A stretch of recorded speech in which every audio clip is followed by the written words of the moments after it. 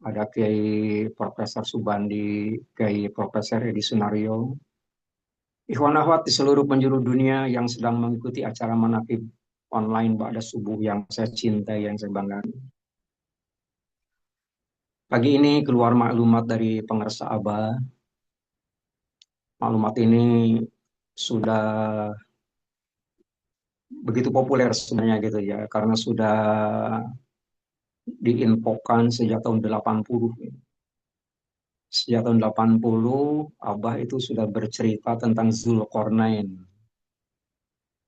Dalam Al-Quran disebut Zulkarnain artinya orang yang mempunyai dua tanduk. Tanduk itu dimaksud adalah ada Zulkarnain pada zaman sekarang dan Zulkarnain pada zaman dulu. Abah menyebut pada tahun 80 itu Zulkarnain, orang yang mempunyai dua tanduk itu adalah Pangersa Abah Anu dan Pangersa Abah Aus. Tanduk kan merupakan satu simbol ya. Pertama, bagi dibuat tanda kutip, binatang tertentu itu merupakan satu simbol kejayaan. Sebut saja kambing umpamanya gitu. Kerbau, sapi. Kalau tak bertanduk ya nggak berwibawa sama sekali. Tetapi selain daripada itu, tanduk juga berfungsi untuk membela diri. Dalam artian, dalam kondisi tertentu, diperlukan tanduk itu sendiri adalah bagaimana kita memproteksi diri daripada gangguan-gangguan dari luar. Itu yang penting. Sampai-sampai untuk maklumat yang keluar hari ini itu Abah menyebut ayat 250 daripada surat Al-Baqarah. Itu cerita tentang Jalut dan Tolut. Itu kan dua kubu yang bertentangan karena berbeda paham, berbeda bukan hanya paham, berbeda akidah dan sebagainya, berbeda kepercayaan malah. Ini menjadi penting bagi kita karena sudah dikeluarkan sebagai maklumat. Dalam artian selesai melaksanakan ibadah sholat, dalam apa namanya pertemuan-pertemuan yang bernilai tinggi seperti sekarang gitu ya, itu jangan mengabaikan dua hal. Dua hal itu sendiri disebut pada maklumat gitu ya. Gitu. Yang pertama surat Al-Baqarah ayat yang ke 250, satu lagi surat An-Naml yang sehari-hari kita baca. Hmm. Yang bagi para mubalik gitu ya, itu biasanya disebut pada mukadimah ya, pada khutbahnya. Nah, ayat 250 dari surat Al-Baqarah itu kan eh, berbunyi berbentuk doa itu ya. Rabbana afrig alaina sabra wasabbit aqdamana wansurna alal qomil kafirin. Materinya ada tiga. Pertama, afrig alaina sobro. Kita ini supaya apabila berdoa kepada Allah Subhanahu wa taala, yang kita mohonkan adalah agar kita dilimpahkan kesabaran. Ada kasus menarik. Ini cerita ya. Yang namanya cerita bisa iya bisa enggak, tapi ini mengandung pelajaran berharga. Ada seseorang gitu ya, itu punya profesi sebagai tukang kayu. Dia mengabdi kepada seorang majikan yang kaya gitu ya. Puluhan tahun. Lama sekali. Pokoknya seorang majikan itu sudah mempercayakan kemampuan tukang kayu itu sendiri untuk membangun rumah. Udah banyak rumah yang dia bangun dan sangat dibanggakan hasilnya gitu. Kuat, kemudian dilihat daripada estetika, nyaman dipandang dan lain sebagainya. Pokoknya memenuhi persyaratan lah gitu. Tapi karena sudah tua gitu ya, dia itu pamit kepada majikannya gitu, minta izin untuk berhenti menjadi tukang kayu dan sudah tidak bisa lagi melanjutkan pekerjaan mengabdi ibadah tanda kutip mengabdinya bukan bukan mengabdi tentang ibadah, artinya berbuat untuk apa berkhidmat kepada majikannya. Majikannya senyum. Oh, kalau memang begitu ya tidak apa-apa silakan, tapi mohon untuk buatkan satu rumah lagi yang terakhir saja gitu. Ketika kata majikannya begitu, ya dengan sukarela sang tukang kayu pun membuat bangunan rumah. Tapi karena ingin cepat-cepat gitu ya, akhirnya dia membangun rumah itu sendiri tidak seperti rumah-rumah yang ia buat sebelumnya gitu ya. Karena terdorong oleh ingin cepat, dia buat rumah tidak sekokoh lagi. Rumahnya tetap bagus, tapi tidak terlalu kokoh seperti yang ia buat sebelumnya. Sebut saja kan, kalau biasa umpamanya selesai dalam jangka waktu 3 bulan, ini 1 bulan udah selesai. Karena cepatnya, karena ingin cepat-cepat pensiun, nah itu tidak bekerja lagi pada majikan itu. Singkat cerita sudah selesai rumah itu. Kemudian kuncinya ia serahkan kepada majikan dan dia langsung pamit. Tuan, ini rumah sudah selesai dan ini kuncinya saya serahkan. Apa kata majikan? "Eh, kunci itu untuk kamu. Jadi rumah yang terakhir yang kamu bangun itu sendiri adalah sebagai hadiah kenang-kenanganku buatmu." Apa yang terjadi?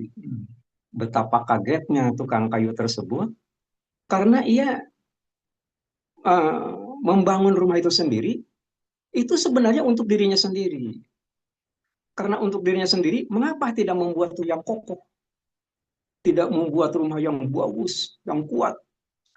Nah, di sini letak ketidakmampuan seseorang menganalisis gitu ya. Dalam artian eh, di dalam konteks historical, di dalam konteks historical. Abah kan mursyid. Abah Awas itu mursyid. Mursyid kita, guru agung kita. Kelebihannya apa? Abah melihat apa yang kita tidak lihat. Abah mendengar apa yang kita tidak dengar. Dan Abah tahu apa yang kita tidak tahu. Andai kata diilustrasikan dengan majikan dan tukang kayu tadi, kira-kira semacam begitu. Jadi majikan itu mempunyai satu pola gitu ya, bagaimana ingin memberikan yang terbaik gitu ya bagi seseorang, bagi anak buahnya gitu ya, bagi pekerjanya.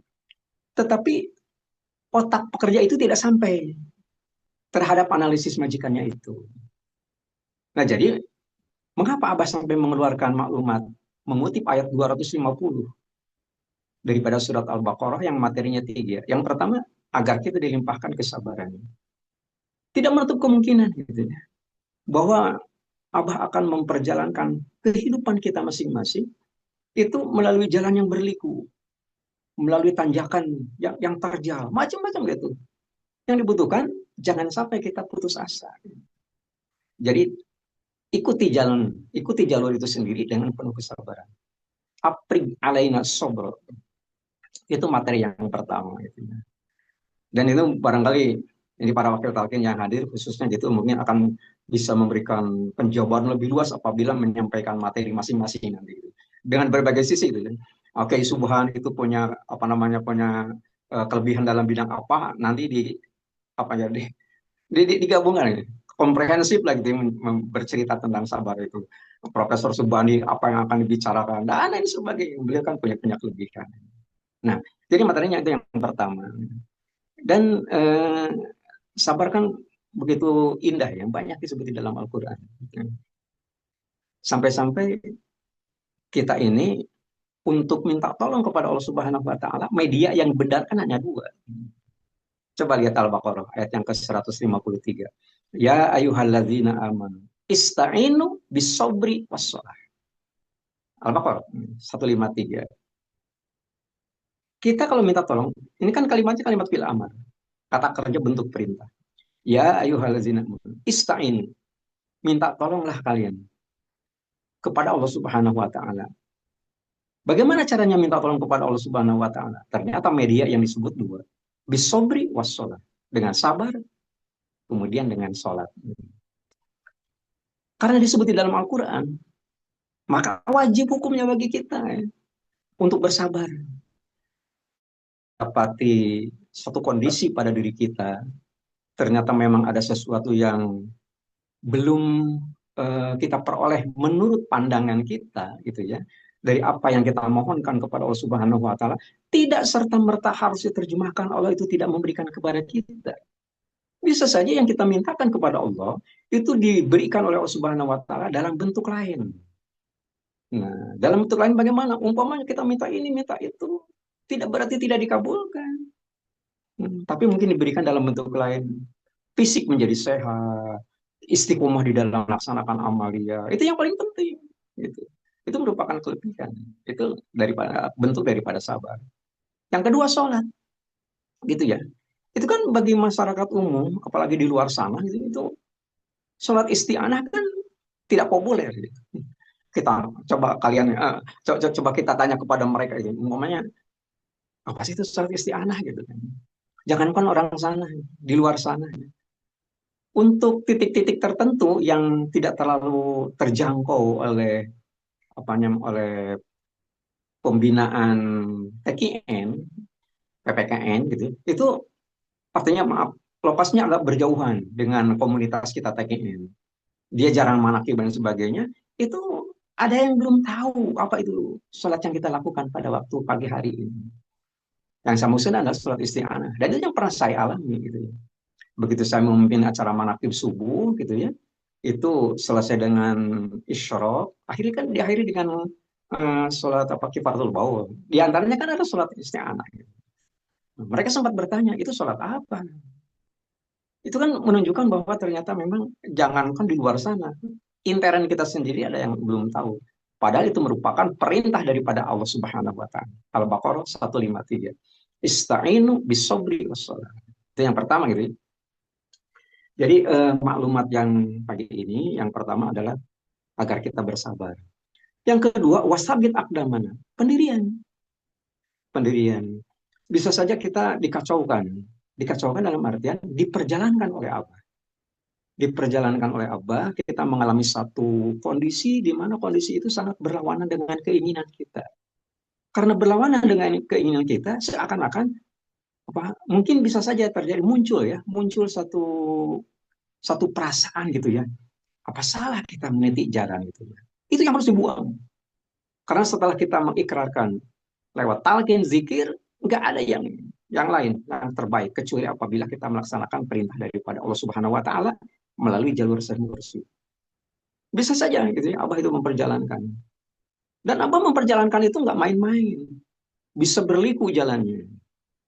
Saya ambil contoh. Di Bekasi itu ada orang namanya Pak Haji Husni. Gitu. Ingin menjual tanah dan rumahnya, tapi nggak laku-laku. Ya. Kemudian Pak Haji Husni itu sendiri nelpon eh, temannya, kenalannya. Nggak tanggung-tanggung di Pangandaran. Kata temannya, datang aja ke sini. Begitu sampai di Pangandaran, yuk kita berangkat. Pandangan Haji Husni, tujuannya adalah diperkirakan oleh dia apa yang dia minta untuk datang ke tempatnya itu sendiri adalah untuk apa? Untuk agar cepat bertemu dengan yang akan menolongnya. Tapi kata teman, yuk kita berangkat. Ternyata begitu berangkat, ternyata orang tersebut dibawa ke Sirna Rasa. Ketemu dengan pengeras Abah. Abah nanya, kamu tinggal di mana? Di Bekasi. Di mana Bekasinya? Di Jati Asih. Kenal dengan dokter kultur Hian. Itu satu RT dengan saya. Sekarang kembali ke sana. Kembali ke Jati Asih, kemudian nanti pada giliran manakib, temui Kiai Akbar di sana, minta ditalkin. Itu diperjalankan. Jadi memunculkan apa ya? Kita sendiri tidak tahu, tapi Abah mengetahui bagaimana kita diperjalankan. Nah, agar kita itu dikuatkan, sabit akdamana, pendirian kita jangan sampai terkecoh. Nah, yang ketiga, yang terakhir adalah wansurna alal qaumil kafirin. Zamannya kan sekarang udah pada banyak kekacauan gitu ya, agar kita tetap ditolong oleh Allah Subhanahu wa taala dari orang-orang kafir, dari kekafiran. Siapa yang namanya kafir itu? Baca Al-Quran. Lam yakunil ladzina kafaru. Siapa orang kafir itu? Min ahlil kitab. Orang ahli kitab itu. Wal musyrikin. Orang-orang musyrik itu termasuk kategori kafir. Munpakin hatta ta'tiyahumul bayin. Jadi banyak kategorinya gitu ya yang dimasukkan ke dalam kelompok orang-orang kafir. Sampai-sampai ada satu ayat di dalam Al-Quran. Innallaha jami'ul munafiqina wal kafirina fi jahannam jami'ah. Orang kafir dan orang munafik itu akan dikumpulkan di satu tempat yang namanya jahanam. Gitu ya. Itu orang kafir dan orang munafik itu ada dalam satu kapling, hanya beda blok aja kira-kira semacam begitu. Nah, ini merupakan eh, apa namanya materi penting bagi kita dengan dikeluarkannya maklumat oleh pengusaha itu. Tujuannya agar kita itu sendiri mendapat bimbingan daripada pengusaha lewat jalur keistiqomahan terhadap tiga hal ini. Makanya jangan lupa gitu ya, pada saat kita mengakhiri setiap pertemuan itu sih, itu dengan mengutip dua ayat Al-Quran Karim yang disebutkan pada muat itu. Mungkin itu saja yang sempat saya bincang, meskipun tidak terlampau sistematis, benar-benar bermanfaat bagi kita. Paling tidak kita bisa tahu apa yang harus kita lakukan dan apa yang harus tidak kita lakukan. Kemudian Abah menutup pada maklumat itu dengan mengutip dua ayat Al-Quran. Rabbana afrig alaina sabra wasabbit aqdamana wansurna alal qaumil kafirin. Yang kedua, alhamdulillahilladzi faddalana ala katsirin min ibadihil mu'min. Mengamini doa paten pengersa Abah. Allah berkahi semuanya, Allah berkahi segalanya, Allah berkahi selamanya. Dengan karomah guru agung yang mulia pengersa Abah awas. Radhiyallahu anhu wa qaddasa sirah al-Fatihah. A'udzu billahi minasyaitonir rajim. Bismillahirrahmanirrahim. Alhamdulillahirabbil alamin arrahmanir rahim maliki yaumiddin. Iyyaka na'budu wa iyyaka nasta'in ihdinas siratal mustaqim. Siratal ladzina an'amta 'alaihim ghairil maghdubi 'alaihim waladdallin. Amin. Sekian kurang lebih